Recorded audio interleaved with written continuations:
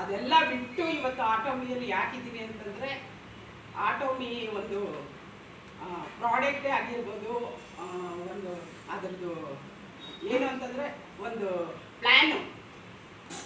Plan ಆಗಿರ್ಬೋದು, ಮತ್ತು profile ಆಗಿರ್ಬೋದು, ಎಲ್ಲ ಪ್ರತಿಯೊಂದು ಆಟೋಮಿದು ತುಂಬ ಇಷ್ಟಪಟ್ಟು ಆ ಪ್ರಾಡಕ್ಟ್ನೆಲ್ಲ ಯೂಸ್ ಮಾಡಿ ಇವತ್ತು ಆಟೋಮಿಯಲ್ಲಿ ಮಾಡ್ತಾ ಇದ್ದೀನಿ ಅಂದರೆ ತುಂಬಾ ಖುಷಿ ಆಗ್ತಾ ಇದೆ.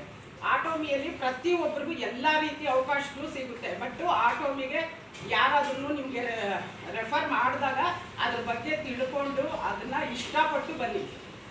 ಆಗ ಆಟೋಮಿಯಲ್ಲಿ ಒಂದು ಒಳ್ಳೆ ಸಕ್ಸಸ್ ಇದೆ. ಆಟೋಮಿ ಅಂತಂದರೆ ನಿಜವಾಗ್ಲೂ ನಾನು ಹಾರ್ಟ್ಫುಲ್ಲಾಗಿ ಅದನ್ನು ಲವ್ ಮಾಡಿ ಪ್ರಾಡಕ್ಟ್ ಯೂಸ್ ಮಾಡಿ ಇವತ್ತು ಆಟೋಮಿಯಲ್ಲಿ ಇದ್ದೀನಿ. ಇದಕ್ಕೆಲ್ಲನೂ ಅವಕಾಶ ಕೊಟ್ಟಂಥವ್ರು ನಮ್ಮ ಶಿವಾನಂದ್ ಸರ್.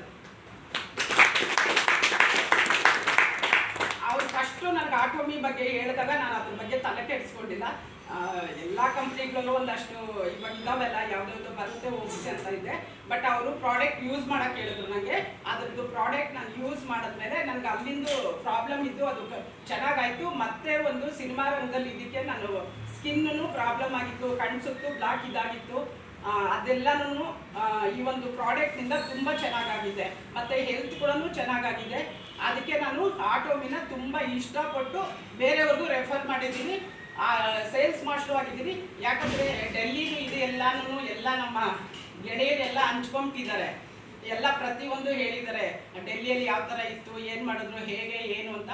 ಆದರೆ ಆಟೋಮಿನ ಲವ್ ಮಾಡಿ ಆಟೋಮಿಗೆ ಬನ್ನಿ, ಇನ್ನೂ ನಿಮ್ಮ ಗೆಳೆಯರಿಗೆಲ್ಲ ಹೇಳಿ ಪ್ರಾಡಕ್ಟ್ ಯೂಸ್ ಮಾಡಿ. ಈ ಒಂದು ಅವಕಾಶನ ನೀವು ಎಲ್ಲರಿಗೂ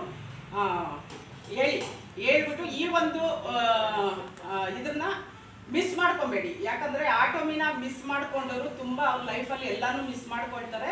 ನಾನಂತೂ ಅದನ್ನು ಬೇರೆಯವ್ರಿಗೆ ಹೇಳ್ತೀನಿ, ಎಕ್ಸ್ಪ್ಲೈನ್ ಮಾಡಿ. ಫಸ್ಟು ಪ್ರಾಡಕ್ಟ್ ಯೂಸ್ ಮಾಡೋಕ್ಕೆ ಕೊಡಿ. ಪ್ರಾಡಕ್ಟ್ ಅವ್ರು ಯೂಸ್ ಮಾಡಿದ್ರೆ ಕನ್ಫರ್ಮ್ ಆಗಿ ಅವರು ಆಟೋಮಿನ ಬಿಡೋದಿಲ್ಲ. ಒಂದು ಸಾರಿ ಪ್ರಾಡಕ್ಟ್ ಯೂಸ್ ಮಾಡಿ ಸೆಕೆಂಡ್ ಟೈಮ್ ಬಂದಿದ್ದಾರೆ, ಅದಕ್ಕೆ ನಮಗಿದು ಪ್ರಾಡಕ್ಟ್ ಬೇಕು ಅಂದರೆ ಖಂಡಿತ ಅವರು ಆಟೋಮಿಯಲ್ಲಿ ನಿಲ್ತಾರೆ.